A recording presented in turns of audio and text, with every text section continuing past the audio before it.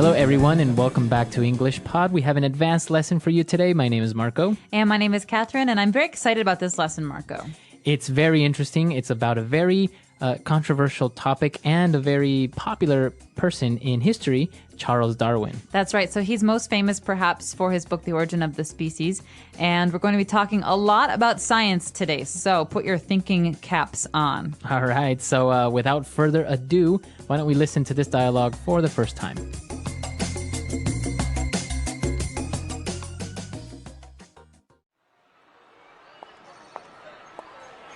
Man, it's been forever. What have you been up to lately?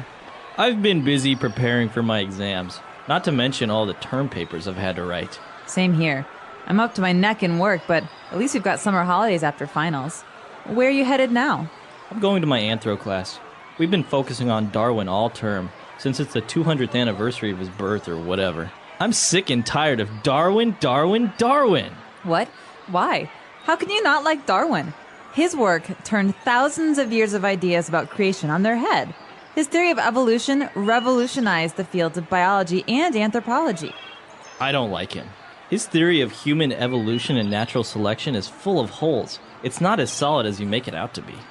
Say that again and you'll make enemies with half of the academy, not to mention your professors. Furthermore, the explanation proposed by Darwin about the origin of the species and the process of natural selection constitutes a grand step towards a coherent understanding of the world and its very beginnings. I'm not minimizing his huge contributions to science. It's just that his theory reminds me of the conundrum of the chicken and the egg. What are you talking about? Which came first, the chicken or the egg? This is a classic logical problem, and I think it applies to Darwin's theory. How did the very first living organism come to be? Interesting. I think that question is better suited for my philosophy class. In the meantime, how about we settle this with a duel?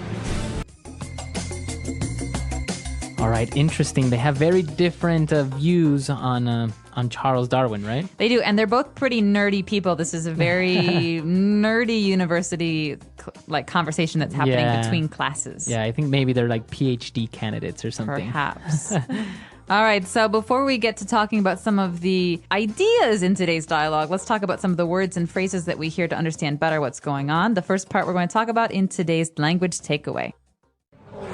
Language takeaway. All right, on language takeaway today, let's take a look at the first word. And, well, one of the things that many people say is that Darwin revolutionized the fields of biology. And so he revolutionized these because he pushed them forward. He made many changes. He forced changes. So people had to change the way that they thought about these things. If you revolutionize something, a topic or an idea, you are creating new knowledge almost, right? Exactly. You can think of the word revolution, which is a thing. So you think of the Russian Revolution or the American Revolution. These are times of change. So to revolutionize is to bring about change. Very good. All right, so moving forward, they were talking about human evolution. Human evolution. What is that exactly? Good question. So you're not a monkey, I'm not a monkey, but we come from monkeys, right? So we evolved. Right. So the process is called human evolution. That means the process by which humans changed forms to become what we are today. Okay, so you evolve. Now, is it evolution? You usually think of something positive, right? Something evolves into something better. Is it always that way? No, we have another word for the negative, right? So the positive is to evolve, to become better. To get worse is to devolve. Okay. Yeah, to devolve, to go back and to kind of lose things that you had. Okay, interesting. And then they were also talking about Darwin's theory of natural selection. Natural selection. Okay, this is maybe one of the things that Darwin was most famous for, and that's why we've included it in this language takeaway, because it's a key phrase. It's something you hear people talk about a lot. Okay, so natural selection is a process, again, and it's the process by which stronger animals survive over time and weaker animals don't. So if there's a weak species, it can't really survive because it keeps dying and dying, and then finally there's no more. And so this is called natural selection because no one's actually choosing what animals will survive, but it's kind of a natural process. Right, Mother Nature is choosing it. Right. Very good. So natural selection, this is one of the things that Darwin is most famous for. And, well, as Catherine mentioned, Darwin wrote the book Origin of the Species. Right. So origin means beginning. So the origin of mankind, right? So there are many different kinds of animals. You could even say there are many different kinds of like mammals, but there are many different species within that. So human beings, black bears, koalas, chimpanzees. These are all species. And so a species is a classification. So the origin of the species is kind of a way of telling the story of how all these things came about. All right, the origin of the species. And the last one, this word is kind of strange. He talked about the conundrum of the chicken and the egg. Okay, conundrum. I love this word. It's very funny sounding. Yeah, it Conundrum. Conundrum. It means like a problem or a riddle or something that's hard to understand. All right, so in this case, it's the conundrum of the chicken and the egg, right? Which came first? How else can you use conundrum? You could say that maybe there's a situation that's very strange and hard to understand. This is quite a conundrum. This is quite a conundrum we have. Yes. So It sounds very fancy, very well educated. it does. All right, so interesting words on language takeaway. Why don't we move on now to 4 phrases on Fluency Builder? Fluency Builder. All right, on Fluency Builder today we have 4 phrases, as we said. So what's the first one? The first one is great. It's very visual. You say, I'm up to my neck in work. Or I'm up to my neck in papers to write. All right, so this means I have so much stuff to do that you could pile it up and it would come up to my neck. So I have as many papers that are almost as tall as I am. Exactly. And so I could say, I'm up to my neck in work. I have no more time to do anything. Sometimes people also say I'm up to here, and then they'll The point. they'll point at their forehead or somewhere around their head. I'm up to here with your nonsense. Exactly. So Right. this is a way of saying that I'm really busy. I'm really busy. I'm really tired of it. All right, and our next phrase is one that most mothers use. I'm sick and tired. Ugh, I'm sick and tired of all of your whining. Go do the dishes and don't complain. Right. So it always goes together. You are sick and tired. Right, and sick comes first. So I'm sick and tired of this. I'm sick and tired of your bad attitude. Okay. So and that means that you are. I'm just tired of it. I don't want you to have a bad attitude anymore. Or I'm really done. annoyed by it. I'm annoyed. Okay, sick and tired. And then we saw a phrase that was a little bit separated. He said, the sentence went like this. His work turned thousands of years of ideas about creation on their head. So to turn something on its head. Like you said, Marco, it's split into 2 parts. So he turned the field of computer science on its head. So to turn on its head means to completely reverse something, to turn it around. You think 180 degrees. Okay. And so if biology used to be one way, then Darwin made it completely different. So we can say that Isaac Newton completely turned physics on its head with his theory or his findings on gravity. And then, years and years later, we had Albert Einstein, who turned those theories, or who turned that theory on its head with his own ideas about physics. Very good. So to turn something on its head, to completely change the course of or prove something to be maybe wrong. And the last phrase that we have is the person argued that Darwin's theories were full of holes. Okay, so to say a theory is full of holes is a little bit different than saying that his pants are full of holes, because when you say something is full of holes, maybe they actually have holes. But a theory it's an idea, so it can't have holes. What you're saying is that it's not completely sound. It's not without some problems. And so Okay. maybe you're saying that, the cookies are gone out of the kitchen, Marco, and I saw you in the kitchen, so clearly you ate the cookies. Right, so I can say that's full of holes because it was me and it was 3 other people who were in the kitchen, so you can't blame me. It could have been the other 2 people. Right. So if something is full of holes, it's that it has maybe mistakes or it's still missing complete evidence to prove it right. Or it has bad logic. Bad logic. All right. Interesting. So we've taken a look at a lot of words and different phrases here. Let's listen to this argument one last time.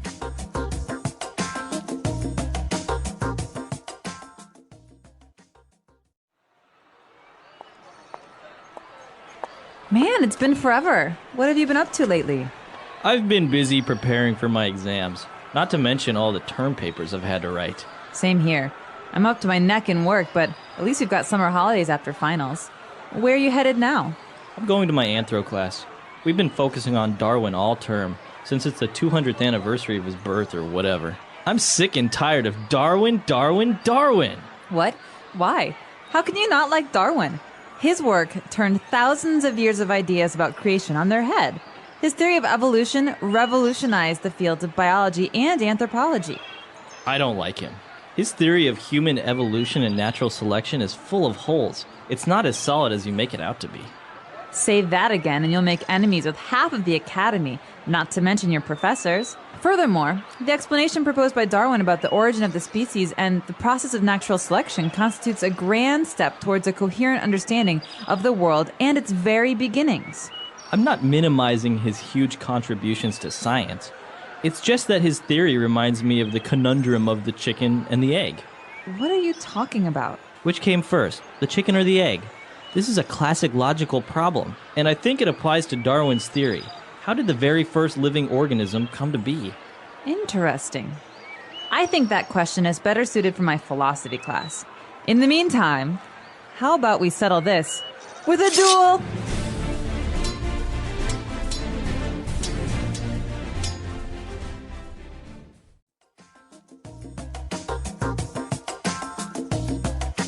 All right, we're back. So interesting, this Darwin's theories and his explanations for the origin of species and life as we know it. But there is the opposite to this, right? There is a certain thing called creationism.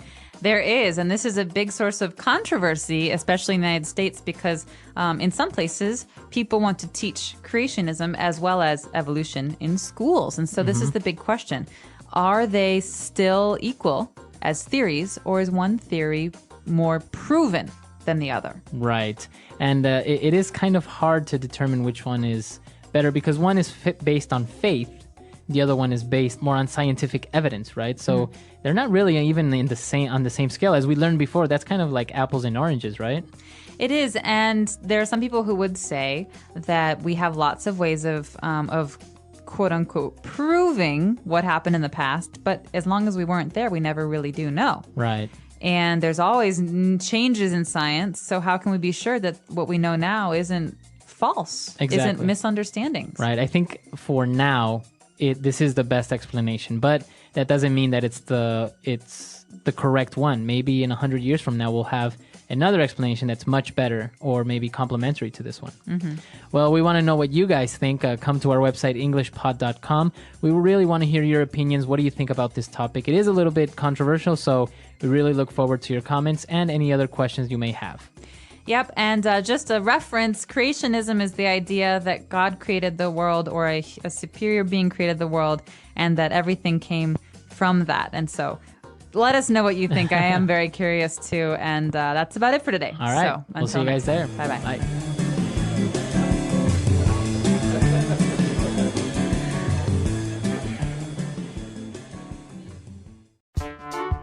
The English Pod Audio Review. Listen to the meaning, then say the vocabulary word. Bored or annoyed. Sick and tired. In a state of disagreement. At odds with. Logical and consistent. Coherent. To make something as small as possible. Minimize. Including many faults. Full of holes. A school that provides training in special subjects. Academy. A process by which the best creatures survive. Natural selection. A confusing or difficult problem. Conundrum. Let's try that faster. To make something as small as possible. Minimize. Bored or annoyed. Sick and tired. Logical and consistent. Coherent. A process by which the best creatures survive. Natural selection. In a state of disagreement. At odds with. A confusing or difficult problem. Conundrum. including many faults. Full of holes. A school that provides training in special subjects. Academy. Now say the word and hear it in a sentence. Sick and tired.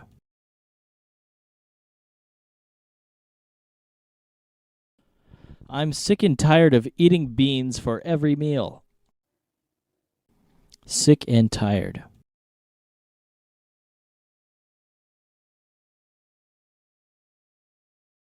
After 30 years of marriage, she became sick and tired of waiting on him hand and foot. Sick and tired.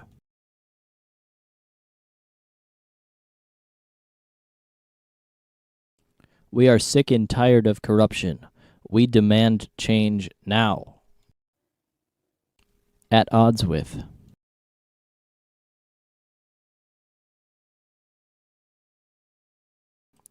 The professor's opinions were often at odds with his students' views. At odds with.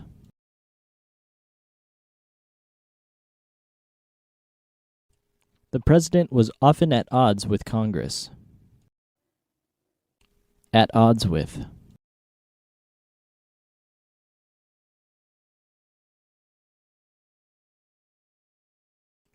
Instead of being continually at odds with each other, the competitors agreed to cooperate.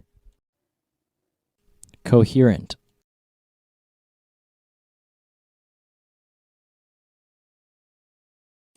She could speak at length about films in a coherent and eloquent manner.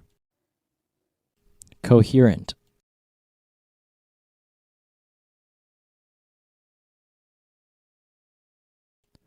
The dazed man could not deliver a coherent response to his rescuers. Coherent.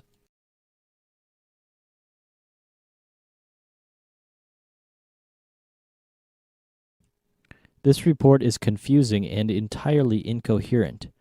Write it again. Minimize.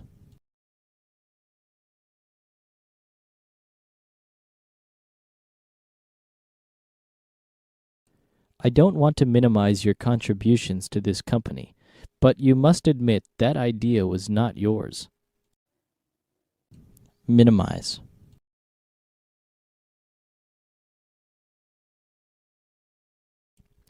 Minimize your impact on the environment and try to recycle. Minimize.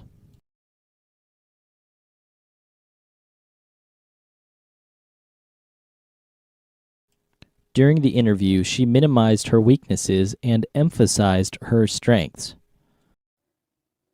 Full of holes.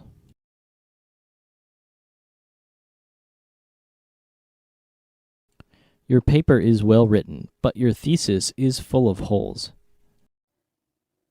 Full of holes.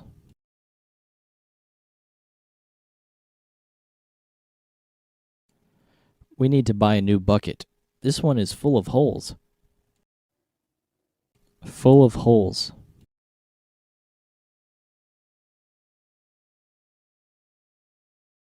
The jury decided the man was guilty because his case was full of holes.